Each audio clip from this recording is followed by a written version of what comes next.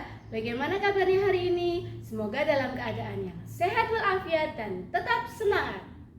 Anak-anakku, kembali lagi pada pembelajaran mata pelajaran ilmu pengetahuan sosial bersama dengan Bu Uma. Kali ini kita akan belajar bersama melalui media online. Siap untuk belajar semua? Sebelum pembelajaran, marilah kita berdoa terlebih dahulu agar pembelajaran hari ini berjalan dengan lancar dan dapat bermanfaat. Bismillahirrahmanirrahim. Raditu billahi rabba wa bil islami dina wa bi Muhammadin nabiyya wa rasula. Rabbi sidni ilma warzuqni fahma. Amin amin ya rabbal alamin. Anak-anakku yang berbahagia, sudah disiapkan belum alat tulisnya? Buku paket, buku tulis, sudah belum? Sudah ya? Oke, sebelum mulai pembelajaran, mari kita sama-sama tepuk semangat dan juga tepuk profil belajar Pancasila agar lebih semangat lagi dalam pembelajaran hari ini. Oke? Baik, semuanya sudah siap untuk berdiri? Silahkan berdiri semua. Tepuk semangat.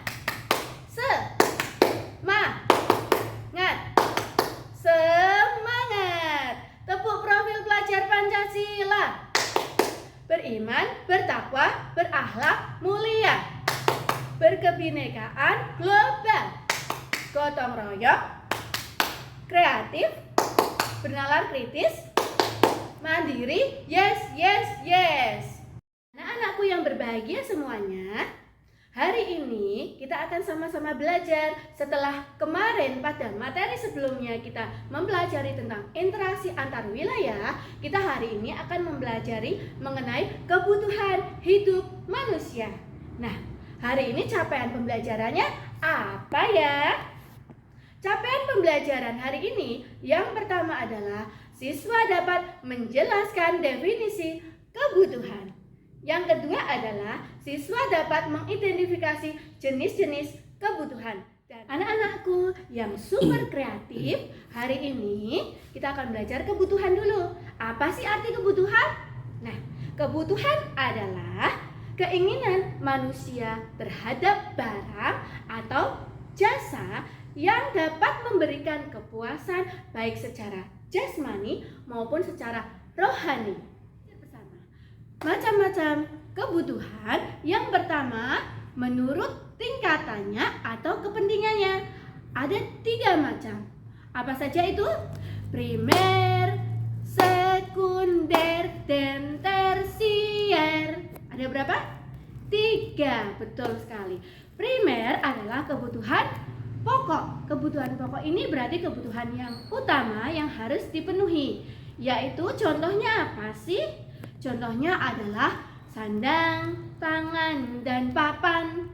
Ya, sandang adalah pakaian, pangan adalah makanan, dan papan adalah tempat tinggal.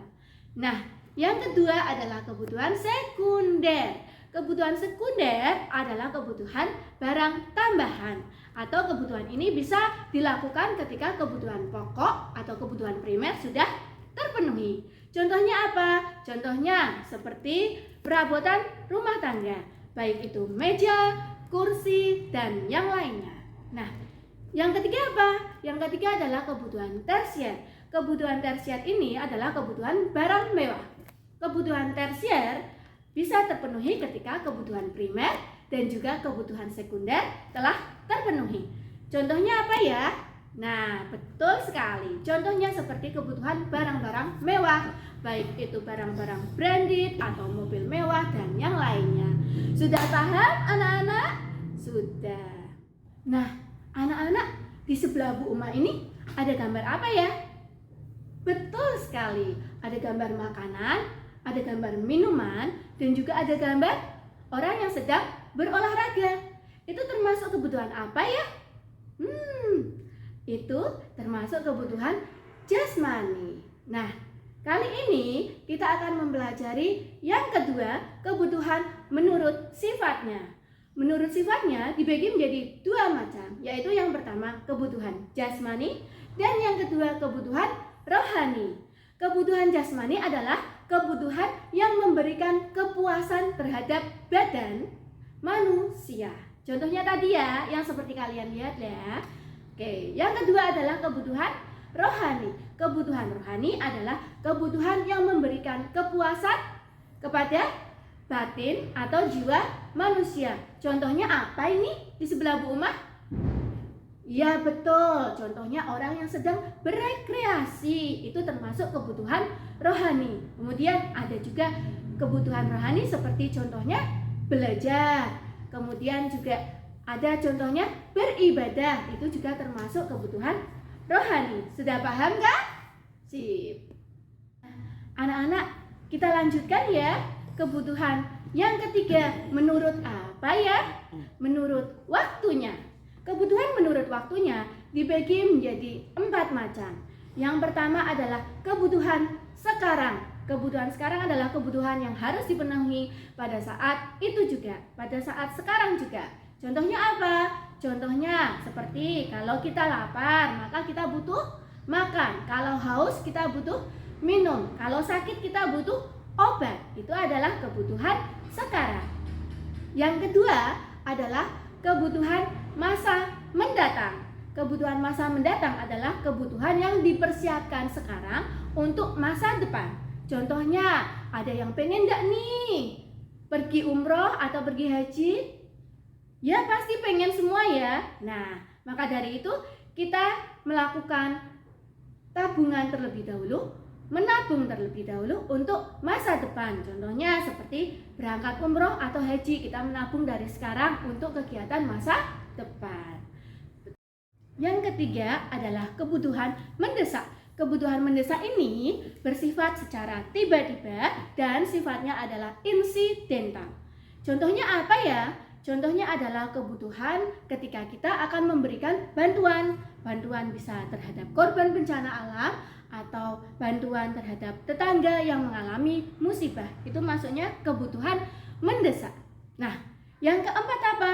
Yang keempat adalah kebutuhan sepanjang waktu. Kebutuhan sepanjang waktu berarti dari mulai kita lahir sampai sepanjang hayat, ya. Contohnya apa? Contohnya kebutuhan akan belajar, ya. Kebutuhan akan belajar itu pasti sampai nanti sepanjang hayat atau sepanjang waktu kita masih hidup. Apakah sudah paham? Anak-anak, yang keempat ya. Yang keempat adalah kebutuhan menurut subjeknya. Subjek itu berarti orangnya ya atau pelakunya. Ada berapa macam? Betul, ada 2 macam. Yang pertama adalah kebutuhan individu dan yang kedua adalah kebutuhan kelompok. Yang pertama, kebutuhan individu adalah kebutuhan di mana hanya untuk satu atau individu itu sendiri yang bisa dirasakan. Contohnya, Bu Uma ini pakai apa? Kacamata. Berarti itu adalah kebutuhan individunya Bu Uma. Nah, contoh lagi, kalau kalian butuh sepatu, itu berarti kebutuhan individu karena bisa dirasakan oleh seorang, ya. Kemudian yang kedua adalah kebutuhan kelompok. Kebutuhan kelompok adalah kebutuhan yang bisa dirasakan oleh banyak orang atau kelompok itu sendiri. Contohnya seperti kita menggunakan jalan raya, itu dipakai untuk kelompok. Kemudian kita ke masjid, itu juga dipakai banyak orang. Kemudian kita juga ke pasar, itu juga dilakukan oleh banyak orang, ditempati oleh banyak orang. Kemudian ada rumah sakit dan yang lainnya. Yang fasilitas umum itu juga termasuk kebutuhan kelompok. Nah, anak-anak, tadi kita sudah belajar mengenai apa itu arti kebutuhan dan juga macam-macam kebutuhan ya. Sudah paham ya? Nah, anak-anakku yang berbahagia, sebelum pembelajaran kita selesai, ada latihan dulu ya untuk memahami apakah kalian sudah paham atau belum ya. Nah, latihannya bisa kalian klik link Google Form di bawah ini atau nanti Bu Uma sertakan di Google Classroom ya. Anak-anak, Bu Uma punya pantun nih. Pantunnya apa ya? Mawar melati indah di taman, indah lagi kembang selasih. Akhir kata saya ucapkan cukup sekian dan terima kasih. Wassalamualaikum warahmatullahi wabarakatuh.